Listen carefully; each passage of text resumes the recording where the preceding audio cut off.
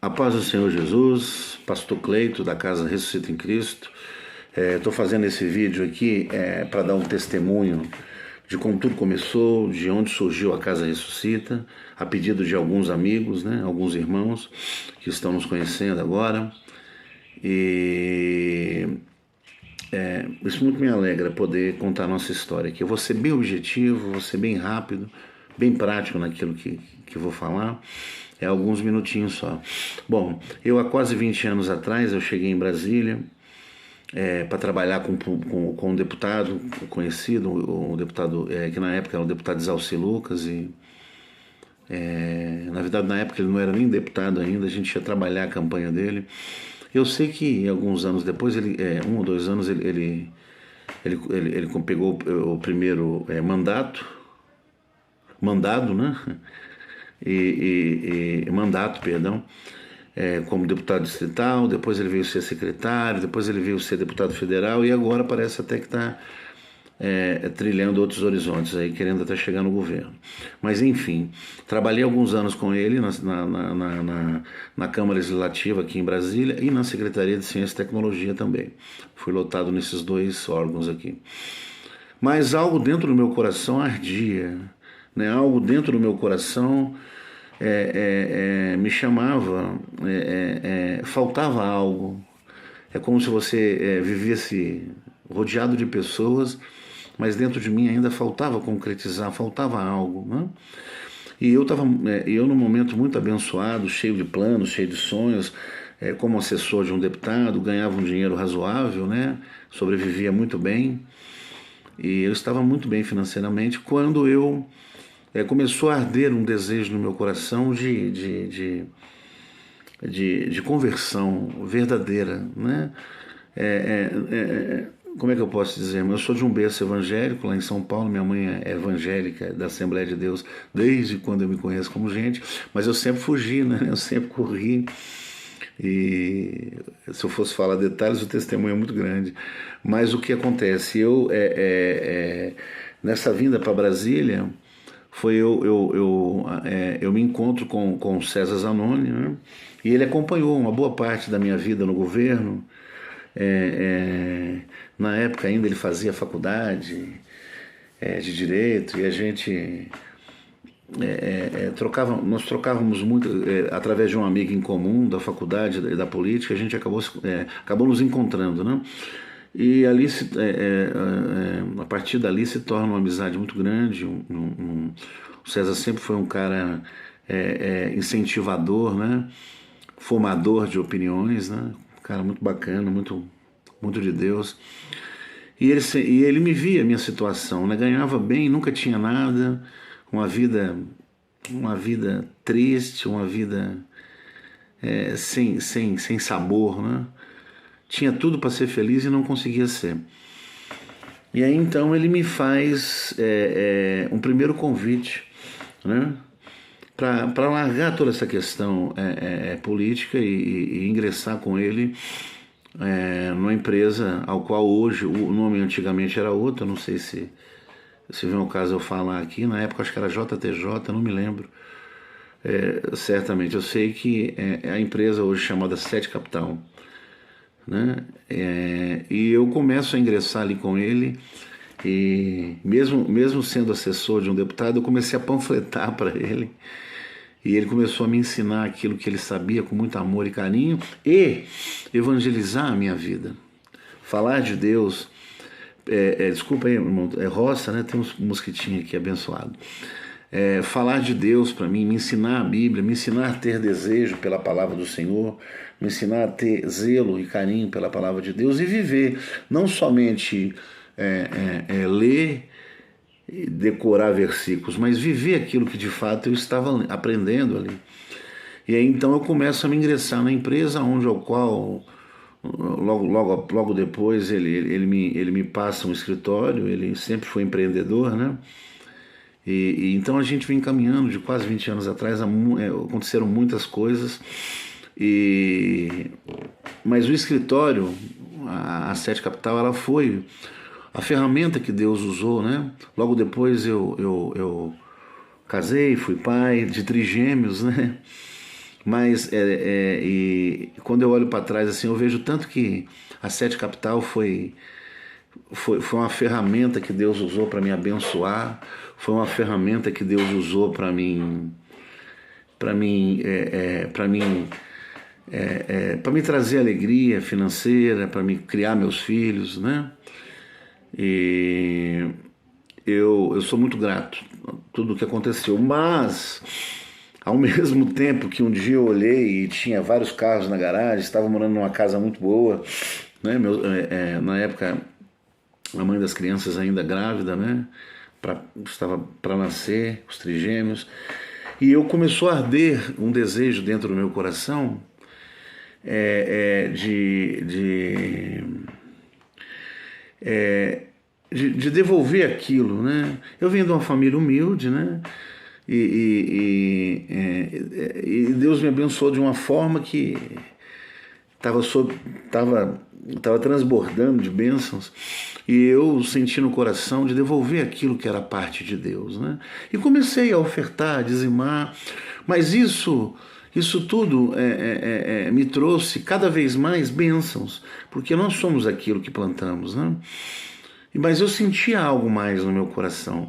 E esse algo mais eu me enquadro ali mais ou menos igual aquela história do jovem rico que chegou para Jesus e falou: mestre, o que eu tenho que fazer para te seguir? Ele falou: olha,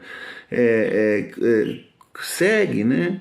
Cuida dos mandamentos do Senhor, que eu estou feliz com você. Ele falou: não, mas eu quero mais que isso. Aí Jesus: bom, aí já é outra coisa. Aí se você está querendo algo mais na minha obra, veja bem, então vende tudo que tem e dá aos pobres. E diz que aquele jovem saiu muito triste dali. Eu entendo assim que um pouco tem a ver comigo, né? Porque eu pedi isso para Deus, esse chamado, eu quis, ele me escolheu e eu aceitei e eu quis. Difícil aceitar, tá, irmão? Mas eu quis ao momento. Era algo que ardia no meu coração. Mas ao mesmo tempo eu vejo o tanto que Deus nos conhece, né? Porque quando ele fala para aquele jovem assim, então vende tudo que tem, ele não está falando do financeiro. Ele conhecia o coração daquele jovem. Ele estava falando da nossa capacidade. E ele não quer que você venda tudo e dá para os pobres. Ele quer que você seja abençoador, né? Seja canal de bênção na vida de outros, né? Porque já pensou?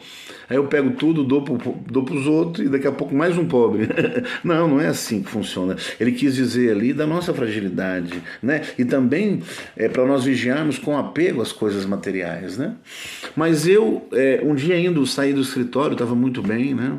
Na época tinha um carro muito bom, estava num carro muito bom, né? Importado, e indo para casa eu senti no coração. Eu tinha ido num culto, acho que eu tinha ido até com o César Zanoni, num culto no domingo, né? E quando foi na segunda-feira, acho que bate meio que uma higiene assim, né? Mental, espiritual, a gente fica analisando tudo.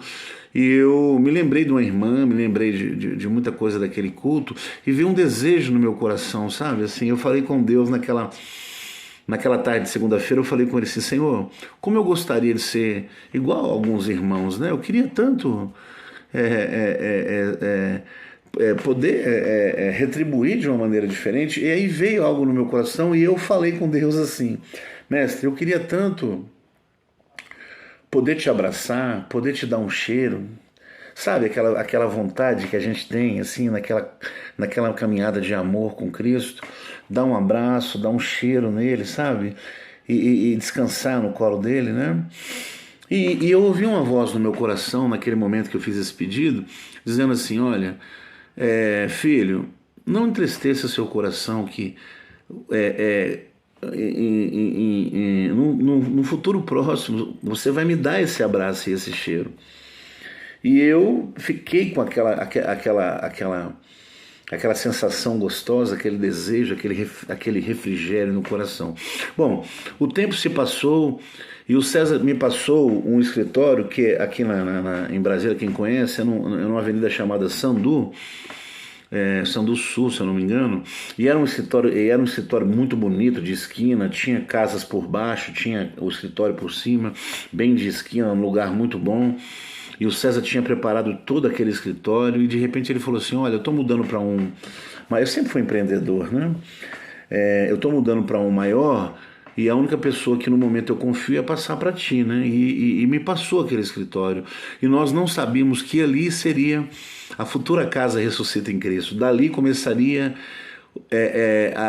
os sonhos plenos, os sonhos soberanos de Deus na minha vida, né? E ali eu assumi aquela casa, logo depois meus filhos assumi a casa, depois de alguns meses meus filhos nasceram ali naquela casa, né? Ali, a gente fala nasceu na casa, óbvio, né? Foram a primeira casa que eles foram. Mas ainda o desejo ardia no meu coração de fazer uma obra diferenciada. Quando um dia eu me preparei, pus um terno muito bonito e me preparei para ir para o escritório e abri o portão. Quando fui abrir o portão, aquela voz veio de novo ao meu coração. E aquela voz dizia assim: hoje é o dia do abraço, filho. Irmãos, sinceramente, quem está me ouvindo aí, eu tenho certeza que o Espírito Santo de Deus está falando no teu coração. E quando você tem essa sensação da voz do Senhor, né? É uma coisa tremenda. E eu procurei, né? Procurei na minha frente um homem de barba branca, né? De os olhos, né, de fogo, né? Aquele ser celestial, né? Ou aquele Jesus também que a gente imagina ele, né? Eu imaginei um homem, um ser celestial, algo espiritual na minha frente. E passou alguns minutos, eu não sei nem falar como, porque eu fiquei meio que atordoado ali no momento. E aí houve uma voz de novo dizendo assim: você ainda não me viu, filho? Eu respondi: não, mestre. Ele falou assim: olha para o teu lado direito. Quando eu olhei, do lado direito da minha calçada tinha um mendigo. Um homem que muitas vezes eu tinha olhado ele ali, mas eu não tinha observado, eu não tinha sentido a dor daquele homem. Eu apenas via, né? E como tinha um mercado e uma padaria nas outras esquinas, ele ficava ali vivendo do que davam para ele. E dormia ali muitas vezes, debaixo da marquise do mercado, né? Mas naquele dia ele estava ali, e Jesus falou: olha para o teu lado direito. Quando eu olhei, eu vi aquele mendigo, não entendi muito. Ele falou: então, você me fez um pedido de abraçar e me cheirar. Então você vai até a mim ali agora, que é aquele mendigo, me abraça e me cheira, porque você vai fazer isso, aleluia, Senhor, todas as vezes da tua vida. Todos os dias da tua vida você vai lembrar dessa palavra, você vai lembrar desse dia. E o teu abraço... Desculpa, irmãos, o emotivo aí, né? Não estou gravando isso aqui para sensacionalismo. Algumas pessoas pediram da onde surgiu esse desejo, né, de largar os escritórios para poder fazer essa obra. E naquele dia eu entendi ali o meu chamado, né? E eu entendi não, eu aceitei, né? Porque entender eu não entendo até hoje. E a partir dali surge então o desejo daquela casa onde eu morava com esposa e filhos, eu alugar uma outra casa e fazer daquele lugar, começando por aquele homem ali, um lugar onde eu pudesse acolher pessoas vindo da rua. E aí eu vou adiantar, e assim aconteceu. Meses depois eu pedi o apoio do César, conversei com alguns amigos, porque eu sozinho eu achava muito difícil, mas mesmo assim ainda estava com os escritórios, estava na condição de empresário, estava ganhando muito bem. E eu começo a fazer a obra então, tirando pessoas da rua, resgatando pessoas da rua, independente da condição religiosa, da condição social dele, e abraçando essas pessoas. Cada abraço que eu dava parece que me curava de algo e surtia um efeito, né, na vida daqueles, né? Muitos, né, como eu te falei, muitos nessa caminhada minha, hoje tem 13 anos de casa de recuperação, muitos hoje, se eu fosse mostrar o meu Facebook para vocês, eu choro quase todo dia, assim, porque não de vaidade, mas de alegria, né? Mas de alegria por como é que eu posso dizer? Por estar podendo obedecer à vontade de Deus, né? Mas eu queria na época conciliar, né? Conciliar a casa ressuscita em Cristo e os escritórios. Aí eu já estava com escritórios. Eu estava com 2 escritórios em São Paulo, estava com 2 escritórios aqui em Brasília e estava ainda com um escritório em Betim, né? E tudo isso debaixo de muita oração, tá, irmão? Tudo isso debaixo de muita confiança e muita obediência naquilo que Deus nos colocava, né? O César me orientando espiritualmente, o César tem uma participação assim total, né? Como um homem, né? Mas é natural, total na minha vida espiritual, né? No que Deus quis fazer na minha vida, ele tem muita participação nisso e então vem ardendo aquela vontade de fazer as 2 coisas. Mas no meu caso, eu tive que fazer de uma maneira diferenciada, porque havia um chamado diferenciado. Isso, para quem está me ouvindo, não me faz melhor do que você que está me ouvindo, tá? Isso é uma questão de chamado, é uma questão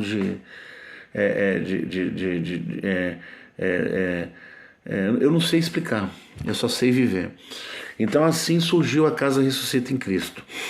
Já está terminando o dia, aqui hoje acabou a luz, tá um pouco escuro, vocês me perdoam, mas assim, tá terminando o dia, né? Já está abaixando ali o sol, e eu termino esse testemunho, essa mensagem, para dizer para vocês que foram dias muito difíceis, foram dias de muita entrega, foram dias na minha visão material, dias de muitas perdas financeiras pela escolha, pela vontade de largar tudo, né, para estar aqui dentro da casa de recuperação, né? E aconteceram muitas coisas que um dia eu vou ter a oportunidade de conhecê-las pessoalmente e nós vamos contar essas histórias tudo pessoalmente. Mas hoje eu deixo esse breve testemunho de que cada um, a obra de Deus, o corpo de Cristo, ele é um só. E ele é o cabeça da igreja e desse corpo. E nós somos os membros, né? Nós, como os pastores, estamos aqui para te servir em amor, carinho, verdadeiramente, em oração, né? Fazer propósitos, né? Tá pedindo a Deus, tá intercedendo, né? Pela vida de todos vocês, né? E a função de vocês que me ouvem, vocês como empresários, vocês como colaboradores, não só aqui da Ressuscita, mas das igrejas e outras obras, não tenham vergonha, não tenham medo. Não tenham medo de viver esse íntimo, esse particular com Deus. Eu creio que se você perguntasse para Deus qual que é a matéria mais preciosa dele, ele ia te falar que é a imagem e a semelhança dele, a criação mais preciosa. O bem mais precioso de Deus são as nossas vidas. Então, sempre que você puder, cuide de um irmão, cuide de uma obra, e eu estou aqui à disposição, tá? Para recebê-los, para atendê-los por telefone. Eu vou deixar aí também, né, a inscrição do canal nesse vídeo para vocês participarem da Casa Ressuscita em Cristo, tá? Um beijo no coração de todos, a paz do Senhor Jesus, e eu vos aguardo aqui nessa casa. Amém? Deus abençoe.